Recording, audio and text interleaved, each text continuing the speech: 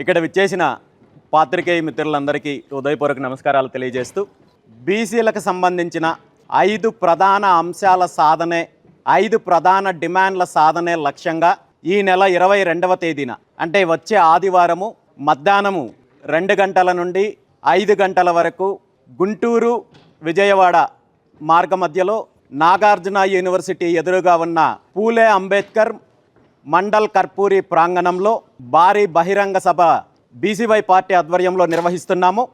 ఈ భారీ బహిరంగ సభ యొక్క ప్రధాన ఉద్దేశము ఎజెండా గత అనేక దశాబ్దాల కాలం నుండి బీసీలకు సంబంధించిన ప్రధాన అంశాల సాధన కోసము, అదేవిధంగా ఈ ఉద్యమానికి భవిష్యత్తు కార్యాచరణ ప్రకటించడం కోసం ఏర్పాటు చేయడం జరిగింది. ఈ 5 ప్రధాన డిమాండ్లు తీసుకుంటే ముఖ్యంగా బీసీలకు సంబంధించిన రక్షణ చట్టాన్ని వెంటనే అమలు చేయాలని, అదేవిధంగా ఆంధ్రప్రదేశ్ రాష్ట్ర రాజధాని నిర్మాణంలో బీసీల యొక్క భాగస్వామ్యము, అదేవిధంగా కనీసము రాజధాని ప్రాంతంలో బీసీల అభివృద్ధి కోసము, బీసీల యొక్క ఏదైతే భవనాల నిర్మాణం కోసము, బీసీ పెట్టుబడిదారులు పారిశ్రామికవేత్తలకు అభివృద్ధిలో భాగస్వామ్యం కోసం కనీసము 1000 ఎకరాల కేటాయింపు చేయాలి అనే డిమాండ్తో పాటు అనేక దశాబ్దాల కాలం నుండి పెండింగ్లో ఉన్న విద్యా ఉద్యోగ స్థానిక సంస్థల ఎన్నికల్లో బీసీలకు 44% రిజర్వేషన్లు కల్పించాలి. మరీ ముఖ్యంగా సమగ్ర కులగణన చేపట్టాలి.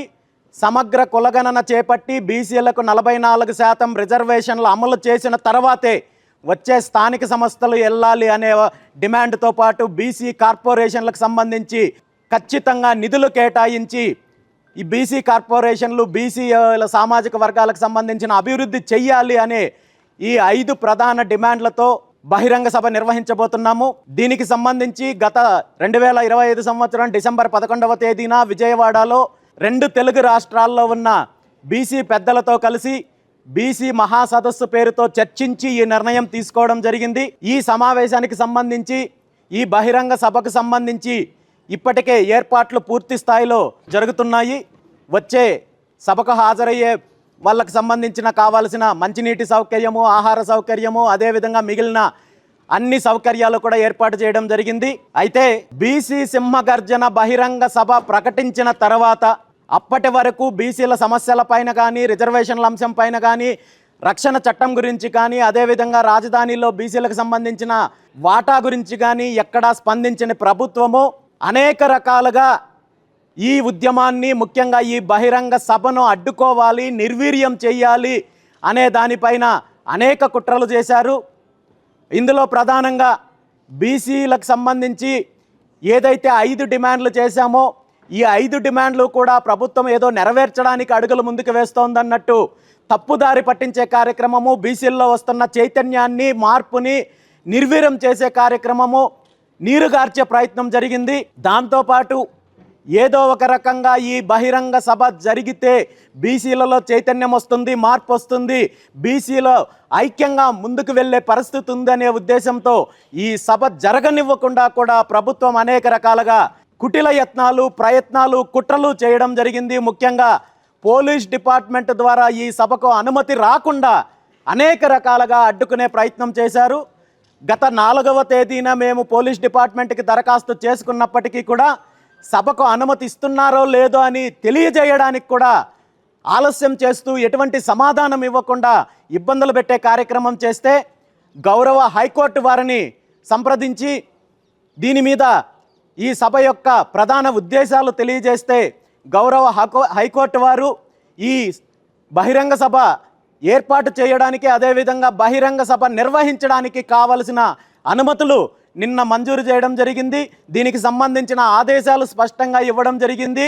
ఈరోజు రాష్ట్రంలో ఉన్న 50% పైగా జనాభా ఉన్న సుమారు 3 కోట్ల మందికి పైగా ఉన్న జనాభాకు సంబంధించిన ప్రధాన డిమాండ్లు నెరవేర్చుకోవడానికి, శాంతియుతంగా చేస్తున్న పోరాటానికి, బహిరంగ సభకి అడ్డు చెప్తూ అదేవిధంగా అడ్డుకునే కుట్ర చేస్తున్న ప్రభుత్వానికి ఇది నిజంగా చెంపదెబ్బ లాంటిది.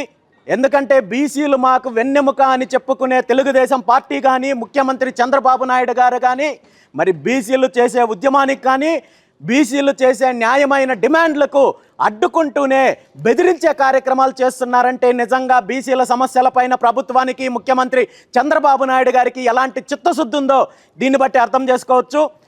వీళ్ళు ఎన్ని కుట్రలు చేసినా ఈ బహిరంగ సభ సజావుగా ప్రశాంతమైన వాతావరణంలో జరుగుతుంది. ఖచ్చితంగా ఈ 5 ప్రధాన డిమాండ్లు సాధించడానికి భవిష్యత్తు ప్రణాళిక కూడా ఈ సభ ద్వారా ప్రకటించబోతున్నాము. ఖచ్చితంగా బీసీలకు సంబంధించిన న్యాయమైన డిమాండ్లు పరిష్కరించేంత వరకు, ఈ డిమాండ్లు సాధించేంత వరకు ఈ ఉద్యమం కొనసాగుతుంది. దానికి బీసీవై పార్టీ నేతృత్వం వహిస్తుంది. ఈ ఉద్యమంలో కలిసి వచ్చే అన్ని వర్గాలను, అన్ని సంఘాలను, అన్ని పార్టీలను కూడా కలుపుకొని ముందుకెళ్లే ప్రయత్నం చేస్తాము. భవిష్యత్తులో బీసీలకు సంబంధించిన అన్ని న్యాయపరమైన డిమాండ్లను సాధించే దిశగా ఈ పోరాటం కొనసాగుతుందని తెలియజేస్తూ, ఈ సమావేశానికి సంబంధించి కావలసిన ఏర్పాట్లన్నీ ఎవరికి ఎటువంటి ఇబ్బంది లేకుండా పూర్తి స్థాయిలో బీసీవై పార్టీ ఆధ్వర్యంలో ఏర్పాట్లు చేస్తున్నాము. ఈ సందర్భంగా మరీ ముఖ్యంగా పోలీస్ డిపార్ట్మెంట్ వారిని ఒకటే కోరుకుంటున్నాను.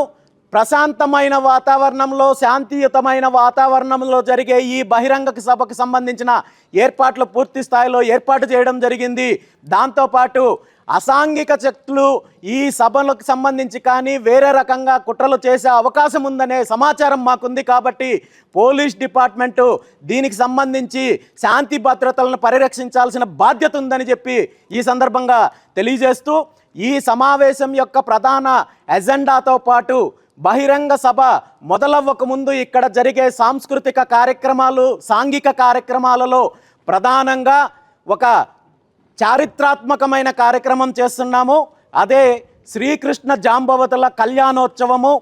గతంలో ద్వాపర యుగంలో శ్రీకృష్ణ పరమాత్ముడు కేవలము తను ఒక భగవంతుడిలాగా మాత్రమే కాకుండా తను భవిష్యత్తు తరాలకు భగవద్గీతను అందించడమే కాకుండా కులాల వారీగా, వృత్తుల వారీగా ఉన్న కులాలను ఏకం చేయడానికి ఆనాడు జాంబవతీ దేవిని కులాంతర వివాహం చేసుకొని భవిష్యత్తు తరాలకు ఒక మంచి సందేశాన్ని ఇచ్చారు. సాంఘికంగా, సామాజికంగా అన్ని వర్గాలు ఏకమయ్యి ఐక్యతతో ఎలా ఉండాలి అనే సందేశం ఇచ్చారు. కాబట్టి అలాంటి ఒక మహోన్నతమైన చారిత్రాత్మకమైన కార్యక్రమము మధ్యాహ్నం 2 గంటల ప్రాంతంలో అంగరంగ వైభవంగా శ్రీకృష్ణ జాంబవతుల కళ్యాణోత్సవంతో పాటు కులాలకు సంబంధించిన గ్రామ దేవతలు కావచ్చు, కుల దేవతలకు సంబంధించిన ఆరాధన, పూజా కార్యక్రమం ఉంటుంది. కాబట్టి ఈ కార్యక్రమంలో 2 తెలుగు రాష్ట్రాల్లో ఉన్న ప్రజలందరూ బీసీలతో పాటు ఈ 2 తెలుగు రాష్ట్రాల్లో రాజకీయ దోపిడీని అరికట్టాలి, ప్రత్యామ్నాయ ప్రభుత్వం కావాలి, ప్రజా ప్రభుత్వం కావాలి, ఈ 2 తెలుగు రాష్ట్రాలు అభివృద్ధి చెందాలి, మార్పు కావాలనుకునే అన్ని వర్గాలు కూడా ఈ కార్యక్రమానికి మద్దతు ఇచ్చి ఈ కార్యక్రమంలో పాల్గొని ఈ కార్యక్రమాన్ని విజయవంతం చేయడంతో పాటు భవిష్యత్తు యొక్క పోరాటానికి మద్దతు తెలుపుతారని చెప్పి కోరుకుంటూ, మరీ ముఖ్యంగా ఈ కార్యక్రమం యొక్క ఒక పవిత్రమైన ఆశయంతో చేస్తున్న కార్యక్రమం కాబట్టి దీనికి మీడియా వారందరూ కూడా సహకరిస్తారని చెప్పి తెలియజేస్తూ, ఈ అవకాశం నాకు కల్పించిన ప్రతి ఒక్కరికి కూడా ధన్యవాదాలు తెలియజేస్తూ సెలవు తీసుకుంటున్నాను. Thank you very much. ఈ కార్యక్రమానికి సంబంధించి 2 తెలుగు రాష్ట్రాల్లో ఉన్న అనేక మంది బీసీ పెద్దలు కావచ్చు, బహుజన పెద్దలు కావచ్చు, అదేవిధంగా మేధావులు కావచ్చు హాజరవుతున్నారు. ఖచ్చితంగా వారి సందేశాన్ని ప్రజలకిచ్చే అవకాశం ఉంది.